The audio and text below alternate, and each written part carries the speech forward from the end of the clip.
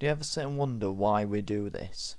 And I could be on about anything, I could be on about life, but I'm on about this. Why do we do a prediction at the start of the season? Every content creator does it, and no one gets any of them right. You're never going to get all 1 to 24s.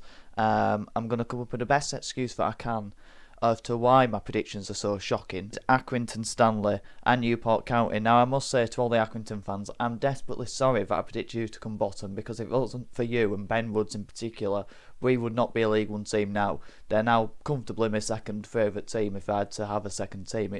I'm always going to look out for Accrington now for that moment. I'm an Accrington Stanley admirer, and a lot of fans have been talking about getting season tickets and shirts, and particularly that away shirt, because what a moment they give us. So I'm very sorry that I predict you to come bottom of the league, and same for Newport, but they weren't far away. Newport finished 22nd and Accrington finished 21st. Now I looked at the Accrington squad, they were missing a lot of key players from the previous season that kept them up, including Tommy Lee, who I did rate at that time at Accrington, and I still do really. I think he needs more of a chance from what he's got.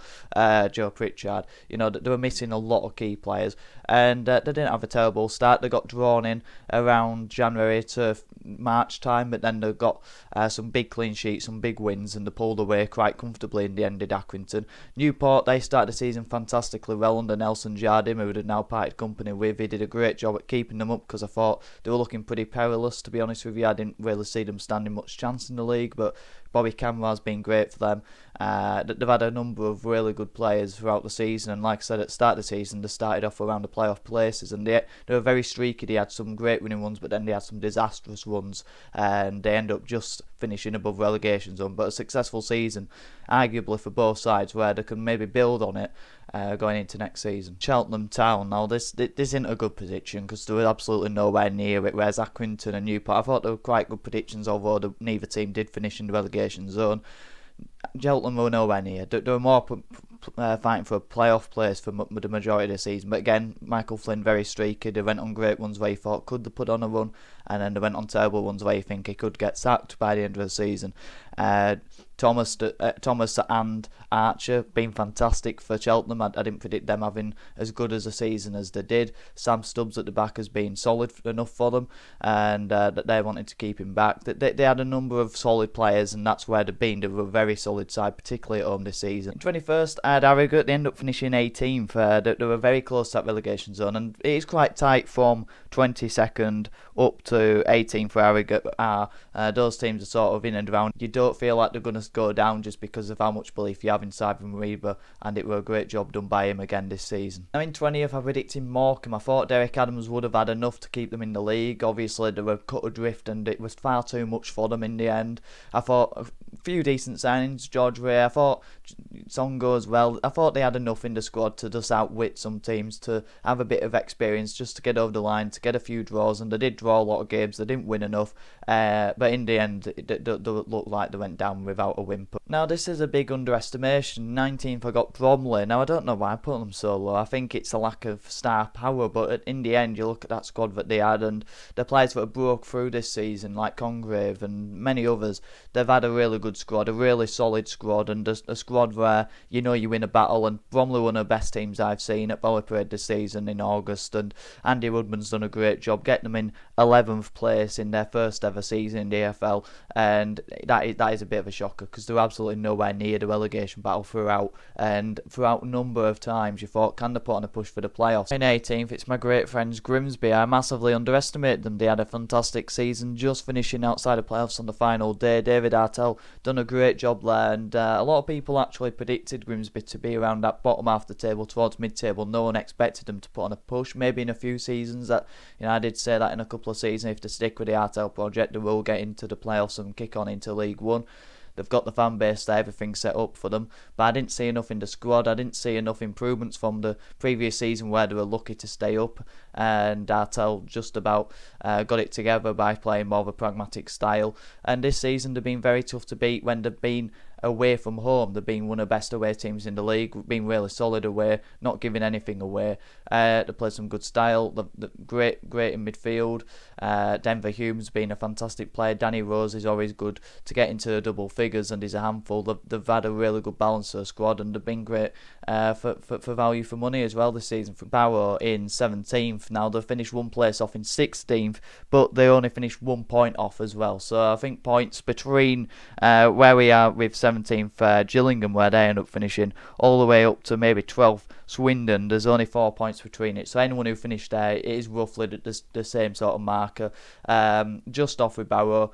I thought with the players that they lost and Pete Wild losing, it were going to be a season of transition. I didn't rate Stephen Clements and he got sacked, and they were going to finish below if the Solihull manager didn't come in and turn it around and got them fighting and playing a good brand of football as well, whilst not having anything to play for. They've got some really good results. So optimistic Barrow fans should be going into next season. But for me, they lost too many key players and they weren't going to get to the same heights they were under Pete Wild. Now in 15th, I've got 13th place Crewe Alexander. And again, the Crewe go through different squads where they have to rebuild and they lose a lot of key players, and they did last summer. But it's sort of a bit of a false prediction because it looks a lot closer than it was. Crewe win the top 3 in January. They should have been fighting for promotion, if not definitely in the playoffs. They should not have had the fall off they did, and it were very similar to Walsall. But in the end, you finish where you deserve to finish. Dimitri got injured for a period of time, it really cost them.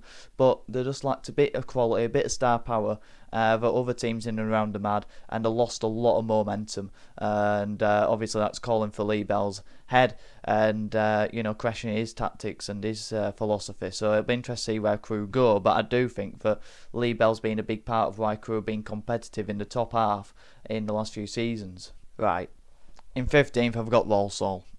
Now, if you listen to my explanation, of why I predicted Walsall to finish 15th, that's a great prediction. For the second half of the season, I've got it bang on.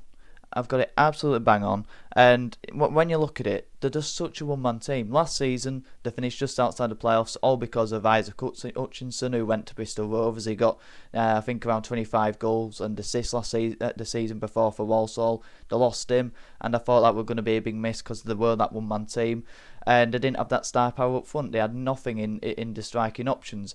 And until that was before Nathan Lowe came into the football club. He comes in, he scores around 15 goals. They're flying at top of the league. He goes. That one-man player's gone, and they didn't replace him. And they lacked goals, and a lot of the big games that they played in, and a lot of games I saw them, they missed sitter after sitter. And I got the style spot on as well, and I got my assessment on Sadler spot on. But the prediction couldn't be much further away, unfortunately. 15th and 4th, and they could still go up from the playoffs, and you would expect them to with a position to win at Chesterfield. But that has to go down as a shocking prediction, unfortunately. Get in. I've got my first one right. It's bad, isn't it? But I've got my first one right. 14. What is it? 14th. 14th place. I think 10 teams in, and I've got my first one right. And it's Fleetwood Town. And I think it was quite a easy prediction with Fleetwood. Barrow as well, I think they're two quite easy, straightforward ones where you know they're not really going to have enough to challenge for the playoffs, but they're going to be around that mid-table sort of region, and I got it bang on. 13th, I've got Swindon, and how far this could have been wrong as well back in Christmas when they were looking perilous towards the bottom end of League 2. They looked destined for relegation until Ian Holloway turned it around and they became one of the best home teams in the league, one of the best teams in the league, and it was just too poor of a start to a season that meant they couldn't put on a playoff charge, and they'll be right up there next season if they continue the momentum on. Ian Holloway did a great job, but I did see a lot of potential in the signings, but at the end of the day, with Swindon, you always have to look at what's going on behind closed doors and in the boardroom, and that's what could have cost them has cost them from getting a really good season out of some good recruitment. Obviously, Harry Smith getting double figures, he's been a handful, and an S-house. Ollie Clark been fantastic going forward, but defensively that's where they've had the problems. But I got it one place off in the end, with Swindon coming 12th. I predicted 13th. Not a bad prediction. Oh, I've got Tranmere in 12th, and I said that Nigel Adkins is the man behind the wand. I was absolutely full of praise of Nigel Adkins, and he's the reason why Tranmere just avoided relegation in 20th place in the end. If they didn't sack Nigel Adkins and replace him with Andy Crosby, they'd have been relegated quite comfortably in the end, because Carlisle put a surge on. Andy Crosby did a great job, and if it weren't for him, that they would have gone down really. But I think everyone was saying the same with Adkins. Everyone got bluffed by the Adkins magic that everyone believed in. But at the end of the day, it was just a big bluffer. In 11th, I've got 8th place Salford, just missing out on the top 7 on the final day. And they looked destined to go in. All they had to beat was relegated Carlisle, and they couldn't do it. Now, I got it right that there would be a tough team to play. No one wanted to play against them. And they were the toughest team to predict in some ways. You didn't know what you were going to get, if they were going to be in a relegation battle right towards the bottom end, or if they were going to be at the top end like Salford always predicted to be. So I just ended up going with mid-table. I thought they'd go on good runs under Robinson, and then they go on some shocking runs, and that's sort of what happened. They had a lot of quality in midfield, some star quality at the top end with Stockton and Adelaken and Kelly Namai, but that midfield and that solid defensive base that they built around in that good run, where I think they had 8 or 9 clean sheets in a row. It was an unbelievable run with Stefan Negro at the base of that. They were a really solid team in the most part, and were very unlucky to miss out on the top 7. Now in 10th I've got Carlisle, and I were one of those who were in the camp of I can't see them getting anywhere near automatic promotion this season with the momentum they're on, and with the poor recruitment and Paul Simpson as well. I just couldn't see how anyone could predict them to be that, but Carlisle was so defendant of their team and their manager, and how optimistic they were going into a season, that you felt like you were maybe missing out on putting them anywhere near. So I didn't feel like I could put them anywhere too low in some ways, but that's a bit of a cop out, because they end up coming 23rd and probably should have been rock bottom. They absolutely stunk the place out.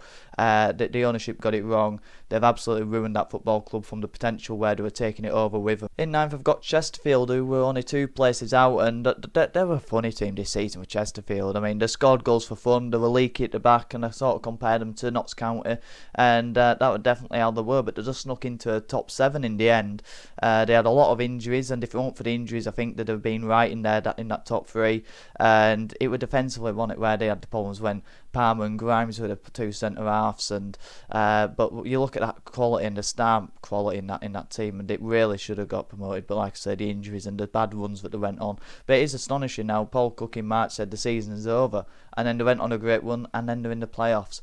So I do wish them well against Walsall at the time of recording.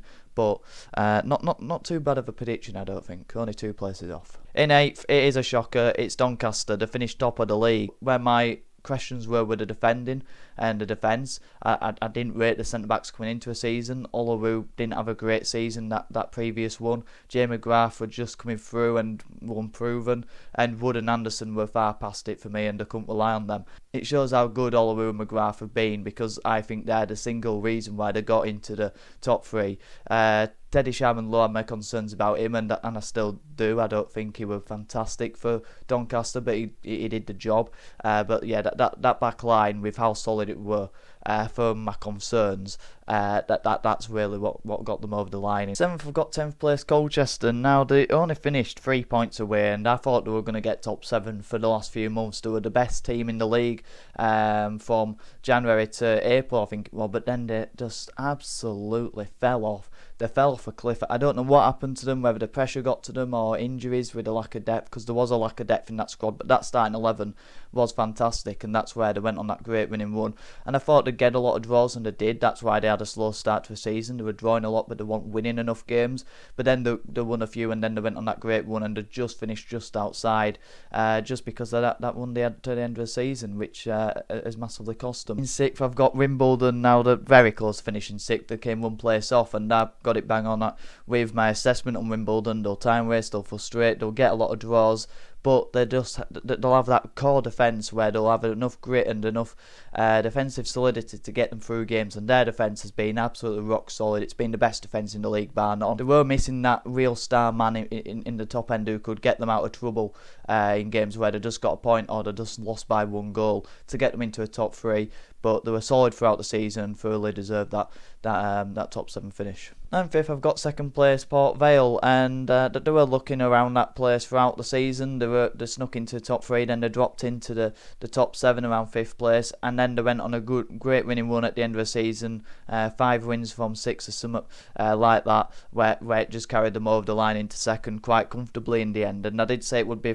Darren Moore is the reason why they'll get into the top 3. It'll be the reason why they don't get in the top 3, and I opted for the reason why they won't, because he's pragmatic, he's clean sheet first, and that was the case throughout the season. When I watched Port Vale, they were focusing on the clean sheet. When they conceded, they then went for it, and then they looked like a top team in League Two. And it was when he took the handbrakes off towards that running, where they went on that winning run, where they were playing some really good football. They were really solid, and the star quality shone through. And that they were outscoring the opposition quite comfortably in games, and they were quite entertaining.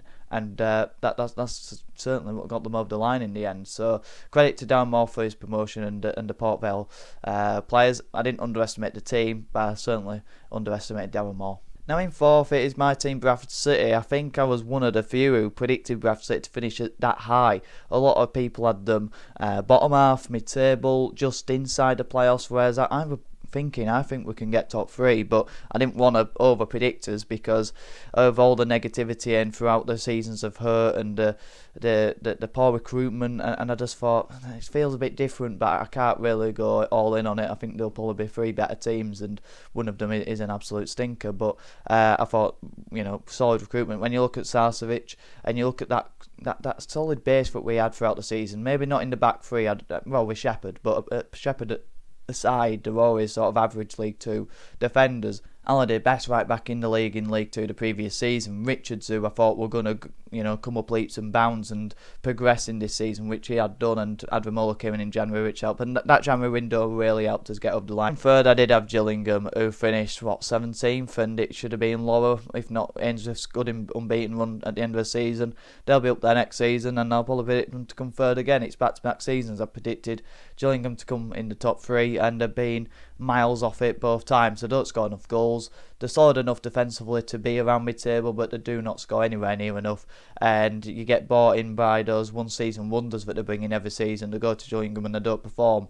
They need to go and get proper experienced quality who can step in, and I think Ainsworth probably is the right man for Gillingham, but they need to give him time because it's no good going through 2-3 managers every season. It's not. In second, Notts County, and I just couldn't put them anywhere else, if not top, because I thought the quality in this team is unbelievable for League Two. McGoldrick, Abbott weren't in the building by then, but they had Palmer and they had Robertson by then as well. The back line, they improved it massively with Bideau and Platt and McDonald and Bass in goal, Cerullo as well, and I thought, wow, that's really bolstering your defence, who I think they were the worst defence in the league in the previous season. Stuart Maynard, if Stuart Maynard don't get this team in the top 3, he should be sacked and never employed again, because it would be an unbelievable thing.